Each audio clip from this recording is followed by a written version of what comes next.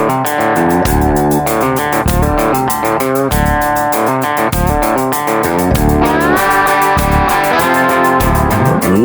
to episode number 34 of the National Land Realty Podcast, where we discuss all things land.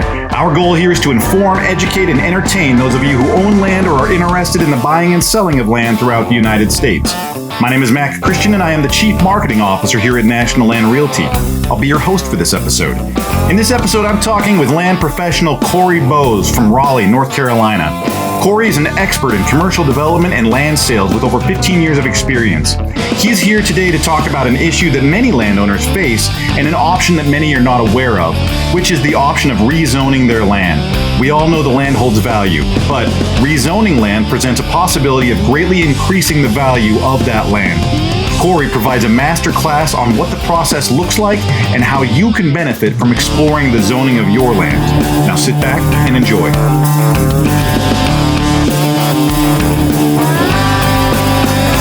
I am sitting here with Cory Bowes out of Raleigh, North Carolina. Cory has been in real estate for 15 years and is a part of our commercial team.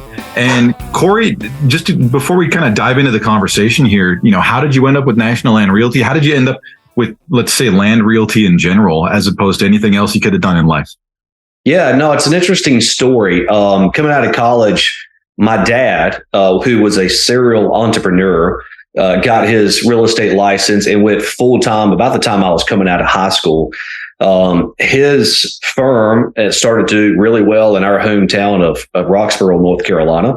And about the time I graduated, he said, "Son, I think it's time to get your license and come home and we'll start a family business together." And so that's what I did.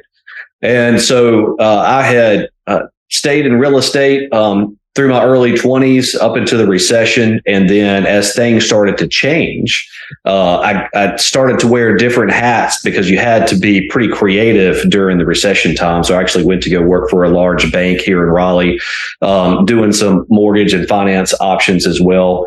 And then the bank folded and ended up going into law enforcement for a few years. I actually started working in state law enforcement here for some time. But during that time, as I transitioned away from my real estate career shortly, I had always kept an eye on my real estate passion. And I was watching the Raleigh-Durham area grow. So initially back in the early 2000s, it was the capital city, but it had not yet seen the success that we experience today. And I was always watching the trajectory of development always push out and push out and push out further and further and further past the suburbs. And then I found National Land in 2017 and found out that they are strictly land brokerage, and it was where I could hone my passion to try to just do land deals and more specifically in the development space. So I kind of came back into the fold of real estate full time, joined with National Land. We've had some incredible success, and we have been putting together projects all around Raleigh and Durham ever since. Yeah, I always think that that's funny when I talk to somebody that's sort of like, anybody that had a newer career or a newer, introduction to professional life during the financial crisis in 06, 08, all of our careers went haywire. I mean, like, I went into marketing and advertising straight out of college, and it was like, I got whacked upside the head as soon as I hit the market. And I mean, I ended up doing finance for a few years just because, your job's never stable. Like, you better find something. Well, and that's the thing. So, I was in real estate, and then I got into mortgage for a little bit, and that failed, and then banking, and it failed. And I'm like, what am I going to do that's stable? I'm 20 years old. I'm trying to make it out here in the real world, trying to become our own person. Like, where can I go get a steady paycheck? And it was with the government. That definitely that ran its course. Numerous friends of mine did the same thing. And I like I said, my career went haywire and waiting for companies to close. It was just a thing. We all had to be really kind of, we had to be innovative at the time. Right. That's exactly right. It also dates us a little bit. I'm starting to feel gray hair on my chin and everything.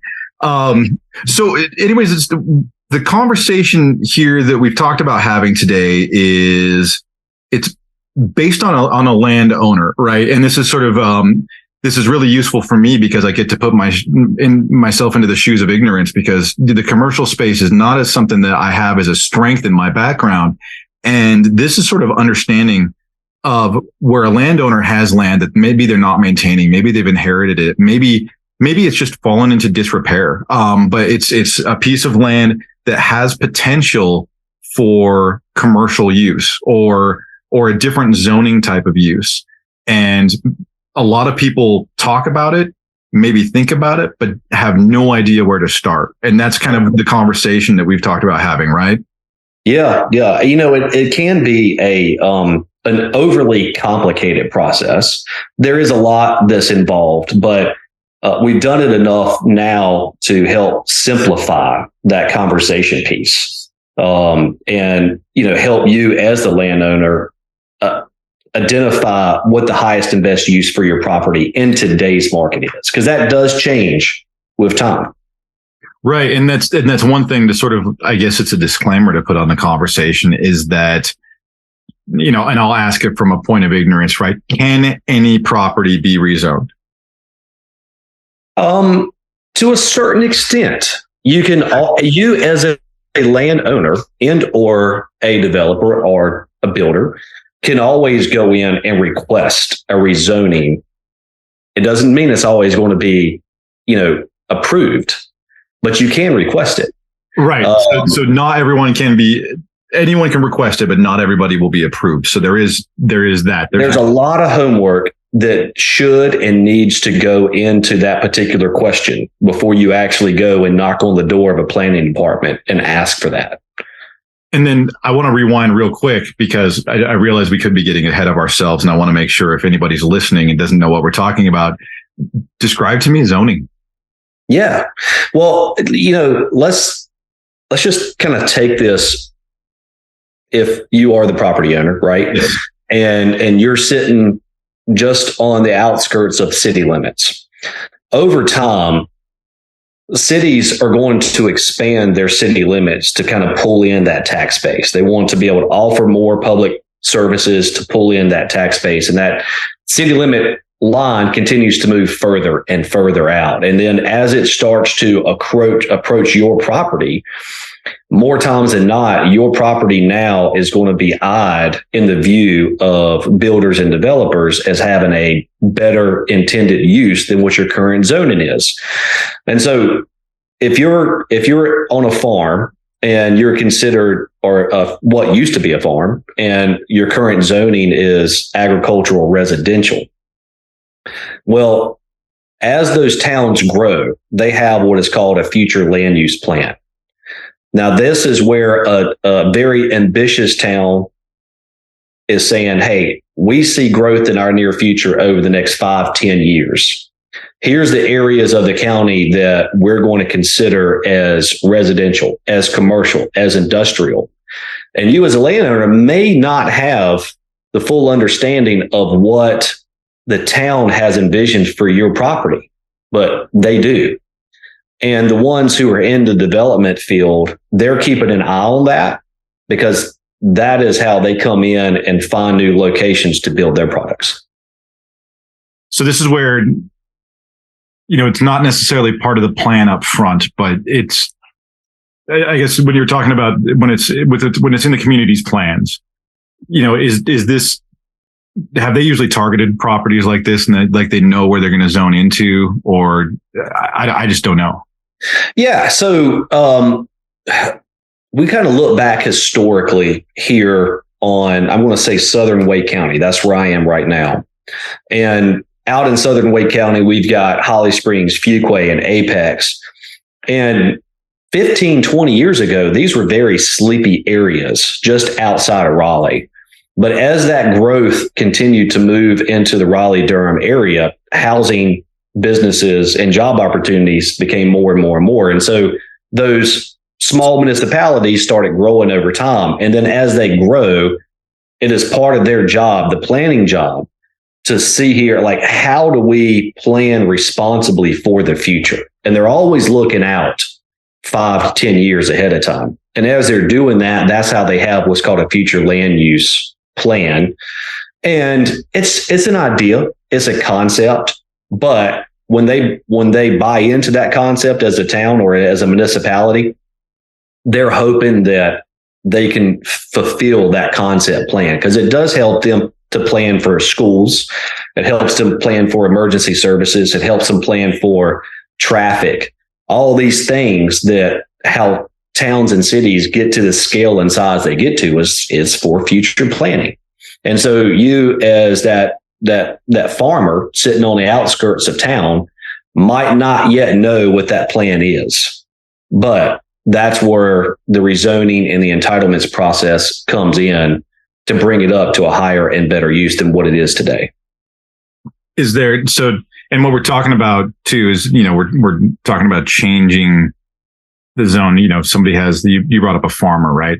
And, it would be changing the zoning from agricultural to, single family, household, that kind of thing, to developing for multiple households, for zoning for a neighborhood, or even apartments or commercial in the case of what you've worked with a lot in your past. And you might not know it. So I guess the question is there a possibility that you could, you got to get rid of the family farm, you're getting up there in years and your kids all moved out, none of them want to take up the family business. Is it the possibility that you could sell without knowing the possibility of zoning up first to possibly gain more from the sale? Yes. Yeah. And unfortunately that happens a lot. Okay. Because there are people there's developers out there waiting for that person, and there is family farm. There is, and there are landowners out here who haven't yet looked at what that future land use holds for their property, and so yes, we have seen land change hands, and they did it at market rate as a farm, right?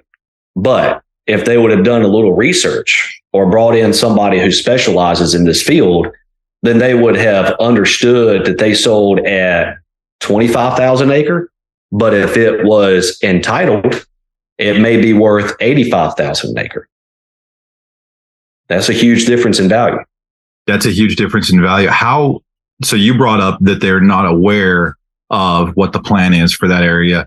How would one, obviously you can pay attention to, what's gone through like city council or, city planning, but if you haven't been watching that, how would one even know about that process? Well, first and foremost, it's just being aware. So if you are driving down the road and you notice subdivision are coming in, if you're noticing survey flags showing up, if you're noticing grading companies are active in the area, development is coming your way. Those are the indicators initially that things are pushing out further and further and further. What's really convenient is that most GISs have a little toggle switch over on the right-hand side, typically, of a future land use. And if you hover over or bring up your property on GIS and you kind of hit future land use or you hit your zoning, you can then start to get a good idea as to what is projected for your property in the future. Gotcha.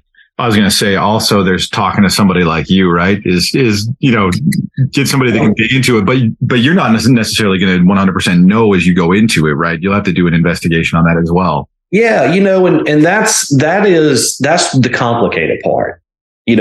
Understanding what your property might be able to yield is the easy portion of it. Understanding through the lens of whether property is truly suitable, is much more complicated. And so that's where the initial investigation periods come in, which are critical to any elevation of a property, especially before you move into the entitlements portion. I got you. So what does that look like? So if I'm property owner A over here, and you're kind of walking me through the process where you start in and you start, I'm curious about, I'm thinking about selling, I'm looking at, within the year kind of thing, but I don't want to undercut myself for the exact same reasons that we just talked about, where if I sold my land as family farm and it's worth like 25,000 acre, but I have the possibility to rezone to commercial and get like 80,000 acre, but Sure. that's a real possibility for a lot of landowners, right? It absolutely is. Yeah. This is where I get excited about sitting in front of a landowner and talking about these processes, because there's a lot of Q&A that goes back and forth here. But let's boil this thing down and really what it looks like. First and foremost, when you have a developer builder come in and they are eyeing in on your site, there has to be an investigation period done with that property. It's a mandatory thing. Nobody's just going to come in and give you a check for that $85K an acre. So what they're doing is they are doing geotech. So they're boring for rock to see if there's any rock, because they do have to lay water and sewer lines under that ground. They have to go under a certain depth. So they got to see if rock's there. You're doing wetlands delineation. And so when you start putting rooftops in and it starts covering the ground mass, right, there's a lot of runoff that happens there. And if you've got multiple streams that could back up to your property, and here in the southeast, we have a lot of streams and rivers that you want to protect. So there's a delineation process. There's a wetland stream identification process. You may have to cross a stream or a creek to be able to access majority of your property. There's a lot of engineering that goes into that. And so there's typically anywhere between 90 and 120 days where a buyer will come in and have all these different engineering processes happen simultaneously, because it takes that to ensure that your property is now truly suitable to hold either an apartment complex, multiple housing, or an industrial site. But you've got to do your homework up front, and that's what the entitlements or the investigation period is. So as far as conducting an investigation, is that somebody pulling in a team like yours, or are you pulling in a possible investor to do the investigation as to where like they might purchase it? Who's doing that part of the deal? It's a bit of a la carte situation.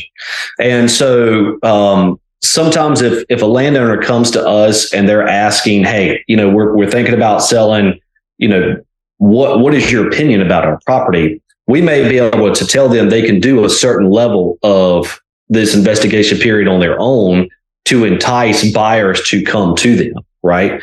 And or we can bring a buyer, and that buyer will do all the work during that investigation period. So typically you do go under contract, and while under contract, you're in a contract for 90 to 120 days. And that's the investigation period to ensure that your property is suitable.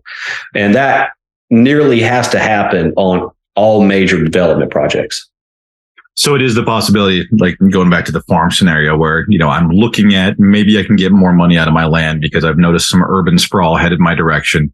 And so I bring in somebody to, like yourself, who finds a possible developer to look at this land, and they put you under contract. You could go into the full 90 to 100 days and they find, like this ground is too soft. You can't put anything like heavy structures on it, or there's too much rock here, and the deal falls through. And then you're back at square one where you're selling a farm, right? That's exactly right. Okay. But and here's the benefit of working with a land broker like our company, is that we can pivot if we have to pivot. If we find out that, your property is not going to be suitable for that higher and better commercial use, well, now hopefully if we structure the contract correctly, we've got all those studies that were done by the developer at their expense, but that's a lot of information that's extremely powerful to the landowner. And so if we negotiate that up front, now we can take that and repackage it up. Should it fall apart, or do we just pivot just a little bit, find another developer with another end use that they can actually come in and use it themselves? So you've got to, every property is uniquely different. It brings its own set of challenges and opportunities, and you just have to focus in on that, because there is no one template that works for every single property.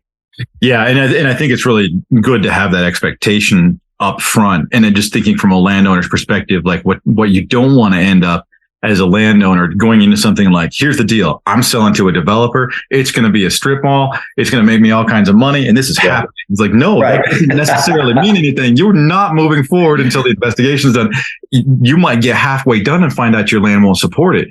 Yeah. You have to be emotionally and mentally flexible enough before you go into the process to know things might not happen the way you expect or want. Well, and I'll tell you, one of the more difficult subjects to have is that you get called in and you're sitting in somebody's living room and they go, the farm down the road, they sold at so much price per acre, and there's houses sitting out there. I know they can do the same for mine. And unfortunately, I have to go, that might not be the case. And you don't know that either until all of this work is done. And it has to be done for you to find that out. And so over time, they will learn that these processes are necessary to be able to, do that investigative work to see if it's supportive. It's kind of like the pet unicorn scenario. Everybody wants a unicorn. Like that's exactly right. If I had one in my backyard, I'd be very excited. Yeah, 100%. But not everybody gets one. But so yeah, it's very useful to think about it in that perspective. Like anybody can zone, anybody can do these things. Anybody can call in a consultant. Not everybody's land is suitable, but it's good to know. And you should know before you look at selling. And it's good to work with somebody kind of in your shoe that can steer it. Let's say everything goes perfect. You can steer that. Things need to pivot. You can steer that. Maybe nothing works and nothing can be rezoned and you have to sell a farm. And also that, right? Like that's sort of what a land group does. That's right. So what comes next? So you go through the feasibility study, basically. Do I have the terminology right? You do. Yeah. Okay. So yeah, and you can call it a feasibility study or an inspection period. It can go either way. Same thing. Same thing. Okay. So once the land is discovered, let's talk about this from the optimal situation, right? Where you've done your investigation. And voila, there's no bedrock. There's no, protected streams there. This land is great. It fits within the sprawl pattern of the urban area near. And what goes next? How does this turn into a deal? Yeah. So next is phase two, and phase two is considered entitlements. So what entitlements is, you're asking permission from the municipality, either the local town or the county, that you would like to change the zoning classification on your property, and or you may need annexation as well. So if you're not yet in the city limits, and if you need water and sewer for your particular product type, the only way that you get water and sewer is by coming into the town, because they're not going to give you their water and sewer allocations without being in the town, and you get the tax. They get the tax basis for doing that, right? It's how they fund their public works. And so if you're that farm owner just on the outside, the developer is going to come in and they're going to submit a rezoning and annexation application with that town. And that is a really, really lengthy process depending on where you are. So what that looks like is taking all of that initial due diligence we did in phase one, and they compile all that information and they send it over there to the planning department. And they're making sure that the design and the engineering is conducive to all the development standards set forth by the planning department.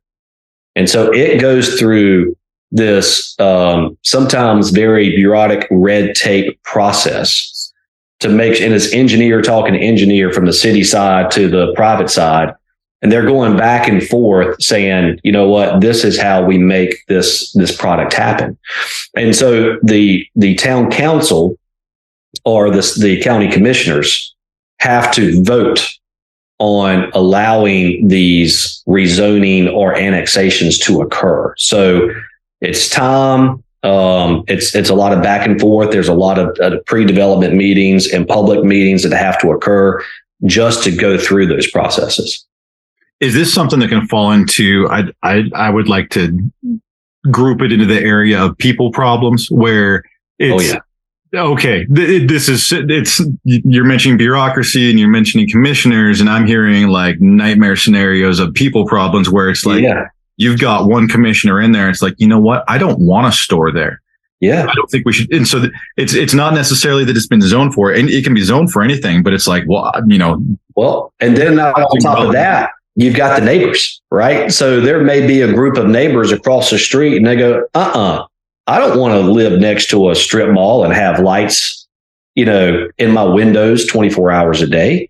And so they'll come out in opposition against the plan, right? And so, yes, but there is a lot of moving parts. There's a lot of emotions, but there's a lot of time necessary to kind of go through, those entitlements. But here's the thing. If you did your homework, I'm looking for the optimism here. You're saying, yeah, sure, it's complicated, but to make up for that, it takes a really long time. Well, but if you do your homework up front, right? If you're working with someone who does this on a day-to-day basis, we've done our homework up front to know that we are conforming to that future land use plan. The town has already said this is what they want to see here. As long as we are staying within that parameter and we're staying within their development guidelines and standards, there's not a lot that they're going to kick back because you've done your homework up front. It's those plans that nobody did their homework and they're putting something, out there that the town has no interest in seeing at that particular location. That's when you start facing a lot of headwinds. I was going to say that's a scenario where, your cranky neighbor that doesn't want to see lights from a parking lot isn't going to kill the deal because the city plans on moving commercial areas. That's exactly They're right. probably going to say well, we're sorry. This is the plan. I think back to, I live in Boise, Idaho, and it's grown immensely in the last, 5 years. And you have these little pockets where there's original farmyards in the middle of the city. There's still cows running around. You got buildings all around it, and there's signs in their front yard don't upzone this area. And it's you've held on to your land, but that land is going to be rezoned. It's pretty obvious at this point. They have full right to do that, but it's just, you cannot stop progress like that. If a population density is increasing, you can't just put up a gate and keep them out. But at the other side of this coin is that if you're that landowner, you're third generation, your initial grandparents never knew how much value it would be in the location of that particular property, right? So it's really a family investment, because throughout this process, the developable land brings the higher and better dollar value, right? So you need to look at it from an investment standpoint. Although, yes, it's not going to be this 90-day close like you would if you would just hand over the keys to a farm. But at the end of it, you've really come out doing really, really well just because location. Yeah, that is the it's the two-sided piece of that you find with especially family-owned land. And I look at those cases in the urban area that I'm talking about where it's been handed down through generations, and everybody historically, I think everybody roots for the underdog and everybody roots for the person that has their feet in the ground. I am not selling. Right. We all root for that person. It's always a good story. But at the same time, if you look at the overall, there is an investment value there that can be capitalized on. And the worst case scenario is, where you end up with, getting acquired by the state or something like that. And you get told you're selling because they need to, widen a road or something like that, or put a utility line through there. That's what you don't want. You want to be in the private space. You want to be involved in the negotiation. It's best to take advantage of it. It's very hard because people are very attached to land, rightfully so. Yeah. And there's an emotional standpoint there. And then oftentimes, though, if you're working with a developer who will work with you, sometimes you can memorialize your family at that land. I mean, I know that there's a lot of subdivisions over here that we've helped put in the ground, and they're named after some of the family members, who had worked that property so many years ago, right? And so, there's a lot of ways to look at this. But as an end result, I mean, if somebody if you think that your property's got a higher and better use, it's good to pull in people who can help you uncover what that looks like and walk you through those processes and look at it from all different angles. because, it's a complicated thing. It can. I mean, because like you think about it too. You think about the families that they've had a property for 3 generations. It's like, my great granddad built this farm here. I don't want to think about a strip mall being here. Then, like the unsympathetic side of you wants to be like, well, your great granddad would probably be pretty upset if you passed up the opportunity to be rich and buy 3 farms. Right. Yeah. But that's up for you to decide. At the same time, but like I said, that's a very unsympathetic way to look at it. But because people, there's blood, sweat, and tears in that land, and that's something. It's really what a landowner has to decide when they're going into this. Like if they want to do that, but once they sell it, if they don't zone it, if they don't rezone it, somebody else will. And that's exactly right. That's one of those things. It's that due diligence that you need to do to make sure that whatever the next buyer is, they're going to do whatever they want with the land, and you have to let go of that. Yeah. Yeah. This is so true. And in our area, especially, it's harder for that smaller farm owner to make any real capital on their land. If they're leasing it right now and they're just getting Bermuda off of it, or if they've got some soybeans, leased out there, you're barely paying the taxes right now. Right. So what is the higher and better use? Do you keep it operating as it is? Because eventually the tax rate will supersede what your income currently is right now. So your carrying costs have just diminished. But if you go for what today's use is, and typically it is housing, then you can really bring some value to your family. So now that, we've talked about it from the perspective of, all right, you go through, you do your due diligence, you find out if it's possible. Now you put it in front of the city, and now the real circus starts, right? Where you bring the commissioners in there, you have them, like, everyone's got an opinion. There is a plan. There is a rough guideline for a plan. This is what we plan for the city to do in 5 years. So if something is zoned commercial, your neighbor can't probably train wreck it because it's progress and they don't want progress, or they don't want change. But how long is that back and forth, and what's that look like for the landowner? Does the landowner have to be involved in the conversation? Like, if I'm selling my land and I want to zone it before I sell it, do I need to go and testify in front of the court and have my neighbors yell at me?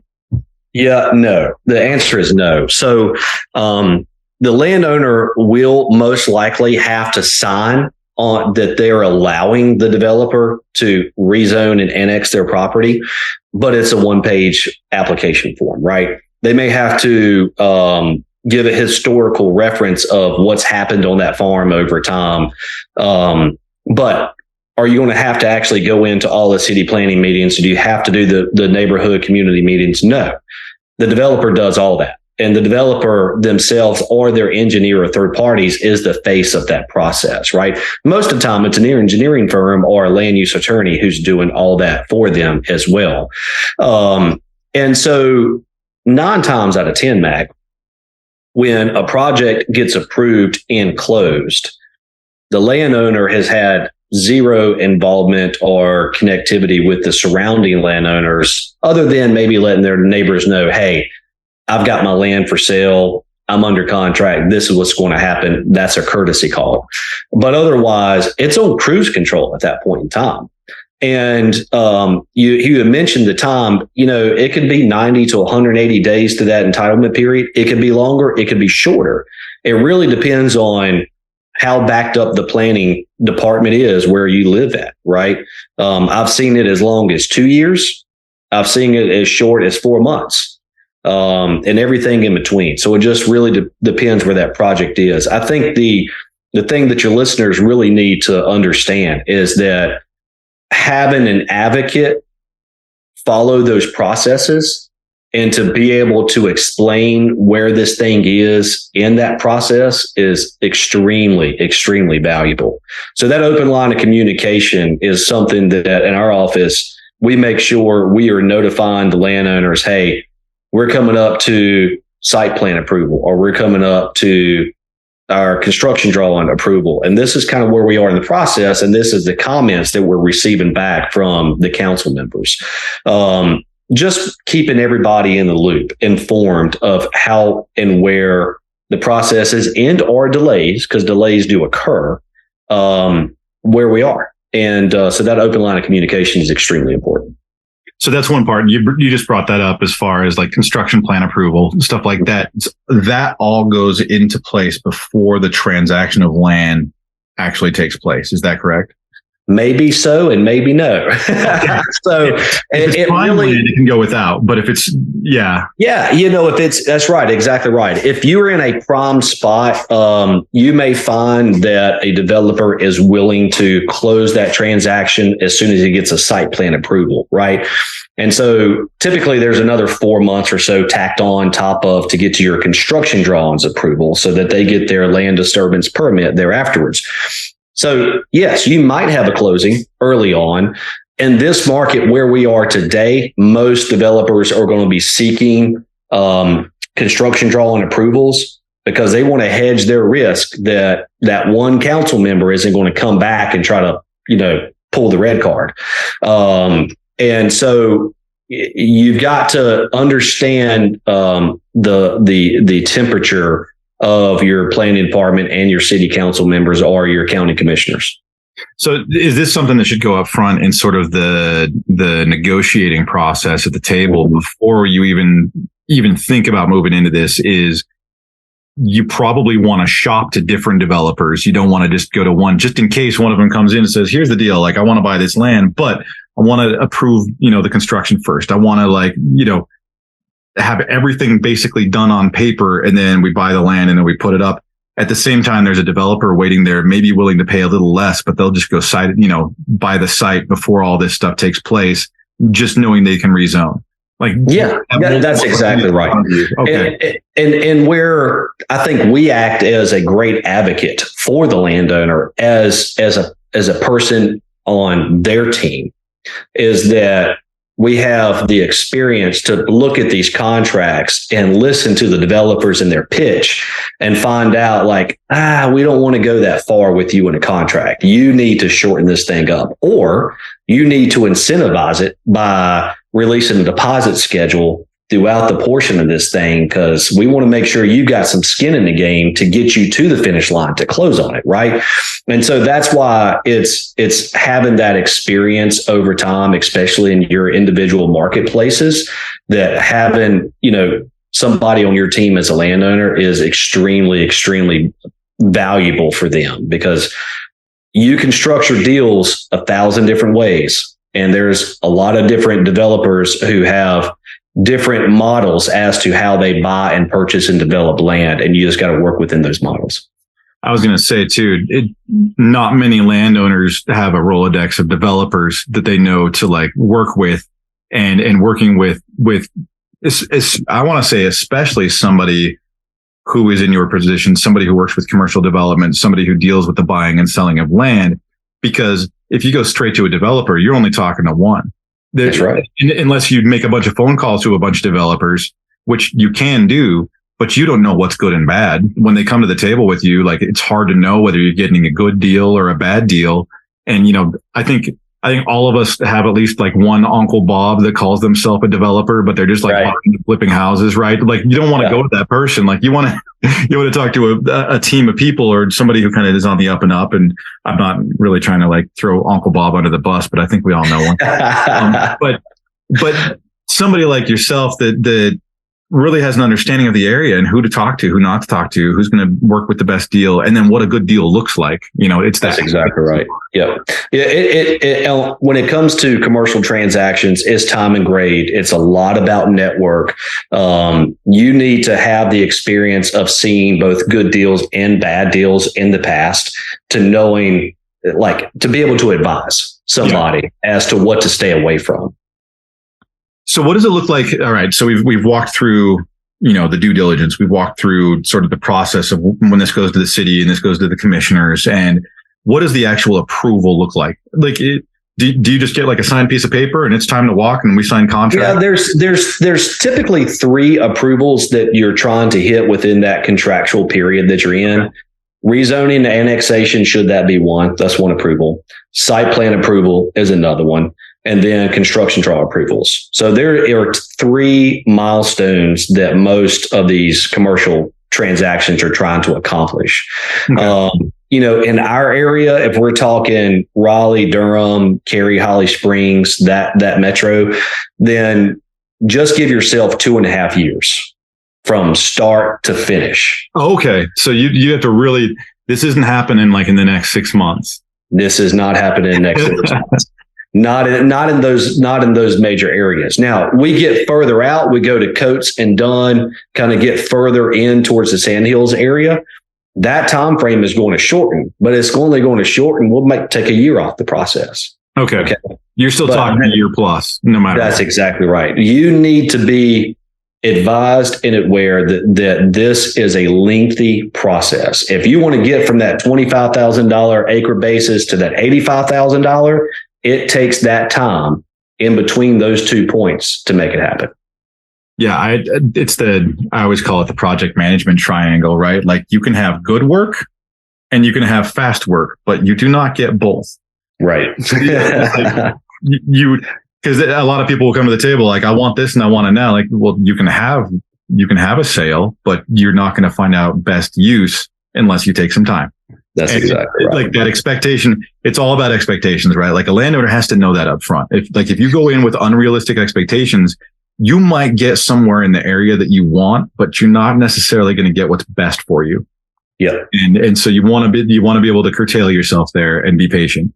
Well, and I think that's where National Land shines is setting the expectations up front, sitting down with a landowner from a conversational standpoint and just letting them know this is what you should expect. But and also understanding if they've got higher expectations, if they're looking for 100,000, 200,000 day one on a piece of contract, it's most likely not going to happen. Right. Because there's a lot of time, money, and uncertainty from the buyer standpoint that they have to invest into your property. So they're not just going to come off the hip and give you hard cash right then and there. You've got to let them do their homework to elevate that price per acre. Yeah. And it's the power dichotomy of a sale, right? It's like, well, I've got the land, I have the power. And it's like, not really. The other guy has the money. Yeah, this is true. This is true. It's a two-sided thing. They got to be able to meet in the middle. And if they don't have that expectation up front, it's a bad transaction process. And that's one of the things right. too, an agent in your shoes, right? Like a land professional, you have to clear up those expectations, because if you go through a bad transaction, that's just as bad as not doing business, because now you have bad referral. Now there's a bad experience under your belt. You don't want that either. You don't want the developers to view you as somebody who puts through bad transactions, because it's harder to get, that developer will be less likely to work with you in the future. And those things, you mentioned relationships, that all becomes very important. So it's one of those, if you're a landowner and someone is not clarifying expectations like this to you, you need to be raising red flags. Like that's exactly right. 100%. Right. If they're making and I think a lot of people know this, but they tend to ignore it because they get distracted by something shiny, like a big promise. Right. Like if you're hearing big promises up front, like, oh yeah, it's a done deal, like run. Well, and so that's a great point, Matt, because so many times I'm sitting in front of a landowner and I might be the third or fourth person coming to them with an offer. And they go, well, the guy who just left here said they're going to give me, $6.5 million for my piece. And I'm like, the market would never support it. What they're doing is they're giving you that shiny penny up front and enticing you with it to go under contract. And they get you tied up for that 120-day period just to find out they can't get it there. And then it all falls apart and you just wasted a lot of time.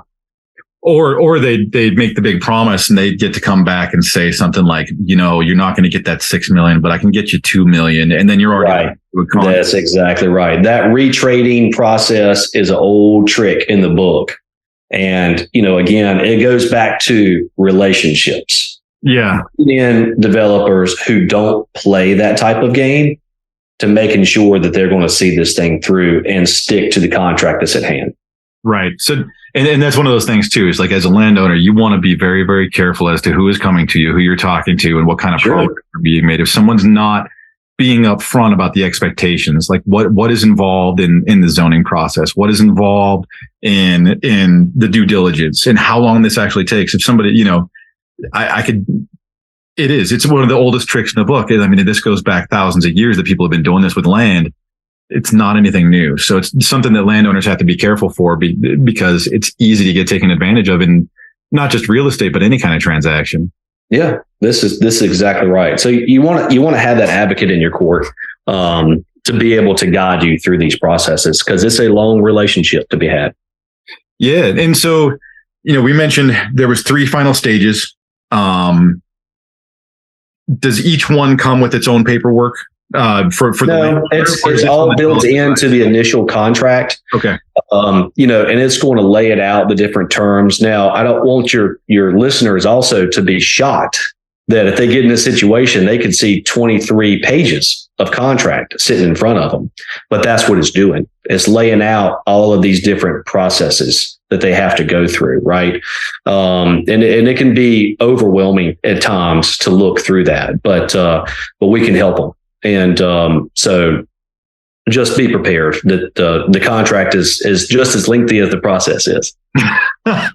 and that's usually, contracts can be daunting like that, but that usually protects all sides. It's not just to save the developer. It does protect the landowner as well too. And like that's where to have somebody on your side that understands this stuff, that can go into a contract like, nah, you don't want to do this. Don't sign it. Exactly. Negotiate out of that. Okay. That makes a lot of sense. So in the end, you might end up profiting, 4x off your land, 3x, whatever. You could greatly increase your profits off of your land during a sale if you look at doing something like this, as simple as checking out the zoning first. And I mean, then you're off to Thailand in your own castle, right? Yeah, that's right. And the thing is too, and this is going to be for another podcast for another day, but offsetting those capital gains. I mean, you just hit a home run with the family farm, and now you're sitting on 23% that could go to Uncle Sam. How do you avoid doing that? 1031, DST, right? And so knowing that we have those resources that we can send and guide that landowner on how to accomplish that, at the end of the day, we offer a lot of full services to those particular people. I was going to say, yeah, and that's something that, that's where it's very helpful to work with a professional that understands 1031s, DSTs. Like, let's go through the scenario back from the start, right? Got land, got a farm, want to sell it on city outskirts. So I want to find out what it's worth. So I go through due diligence. I find out I can go commercial. Then I go through the process. It's 2.5 years. What I don't want to do is end up at the finish line, making, maximizing my profits and then having to give it all back with taxes. So then you can do something. If you've planned appropriately, you have a game plan in order to do a 1031 or a DST or whatever it is, to where it's a land swap. I can leverage what I made off of my farm, buy a bigger farm further out in a rural area or a big house, or what, like 1031 doesn't go to houses, but I mean, using that and leveraging it into another piece of land to where I've maximized all my value and I've put it all to best use. And then I can do the same or hand that down the generations. And, I always call it Pokemon card trading with land. It's like, it always seems that way. Like there's a lot of land swap stuff. It's always really interesting. Yeah. Yeah. Well, there's a lot of value in just providing that time to allow somebody to improve your property's value through entitlements. And again, those expectations are huge. It's a timely process on their end as well as it is ours, especially managing these projects.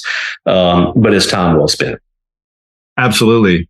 Well, hey, Cory, if somebody has land in the Raleigh area, who are they reaching out to? Where are they getting in contact with you? And I'll have your link in the notes as well. Yeah. Again, Cory Bose, I'm the managing broker for the Raleigh office. We're specialized and focused right here on Central North Carolina, but they can reach me by cell phone or by email at cbose@nationallandrealty.com. Awesome. I really appreciate your time.